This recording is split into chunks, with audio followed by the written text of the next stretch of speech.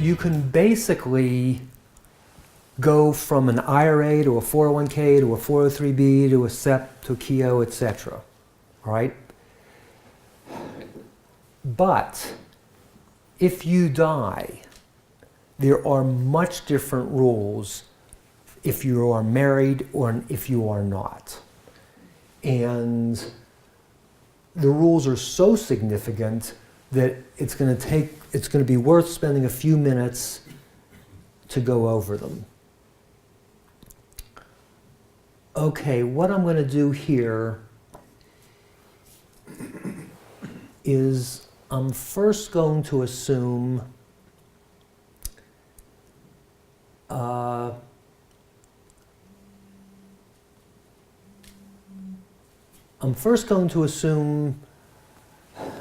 couple in their 60s, all right, that have $1 million.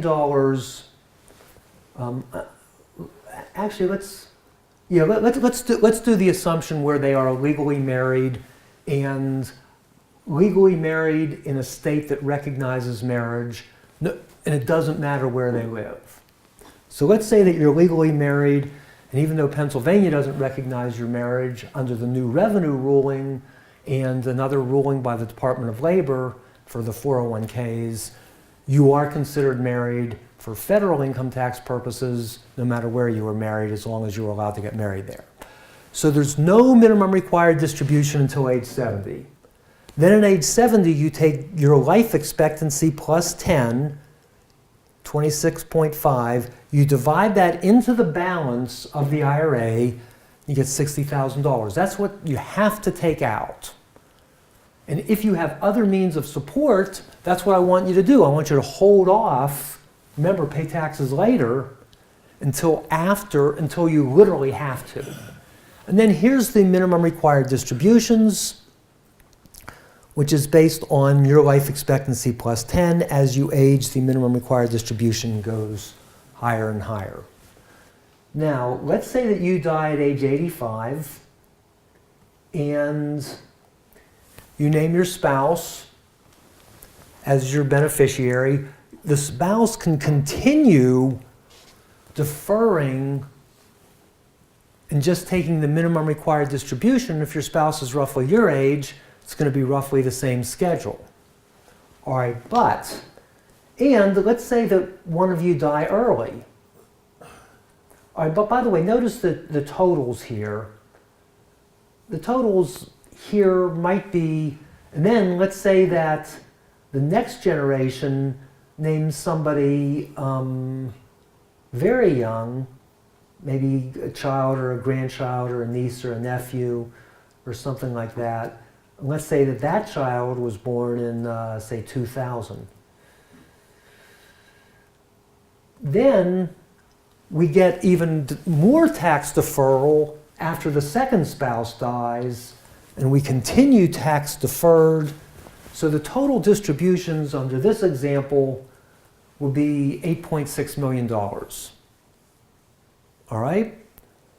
Now, let's assume for discussion's sake, so $8.6 million is the total distributions from the $1 million.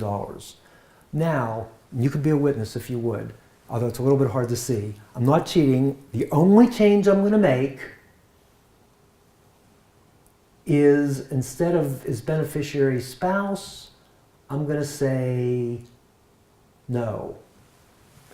Now the total distributions go to $3.5 million. All right, which is really miserable. And I can make the example even worse. Right now, I'm assuming that both spouses live a long time. Let's say that the first spouse doesn't.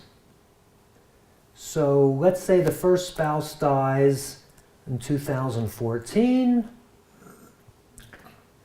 Now we have immediate minimum required distribution for the beneficiary who's the partner because they're not married. Because remember before, if they were married, it was 0 until the second spouse became 70. And then when the second spouse became 70, the factor was the life expectancy plus 10. Now it's just life expectancy. So look how miserable this is.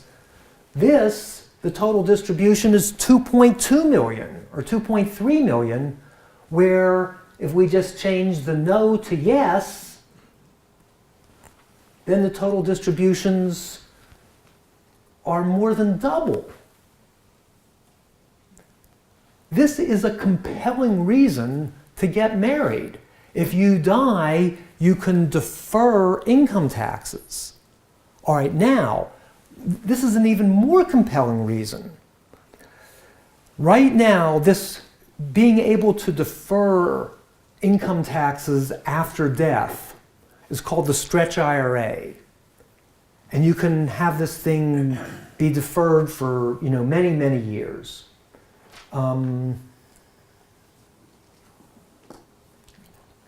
But,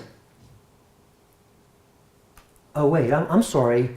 I made a mistake. The $2 million doesn't compare to the $4 million. Oh, yes, it does.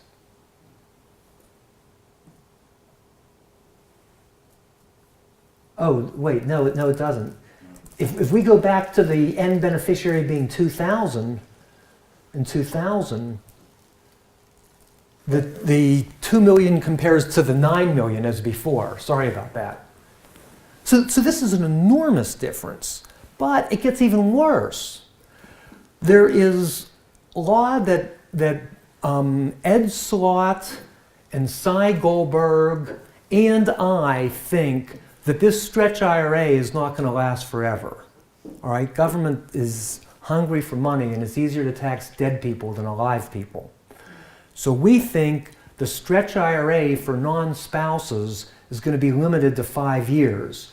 So in this scenario, if the first person dies, let's say in 2014, and they are not married, all right, and there's $1 million in their IRA, the beneficiary is going to have to pay income taxes on it in 5 years. They're going to have to pay taxes on $200,000 a year for 5 years, which is going to push them into a very, very high tax bracket. And it's going to be an income tax disaster. So if that change happens, there'll be a really compelling reason to get married, but they're not going to change it if you're married. All right? So there's an enormous difference in death benefit, not just the 15% for Pennsylvania purposes. That's bad, but that's not nearly as bad for most people that have big IRAs as the inability to stretch the IRA for the spouse. There's compelling income tax reasons for getting married in the event of a death if somebody has a big IRA.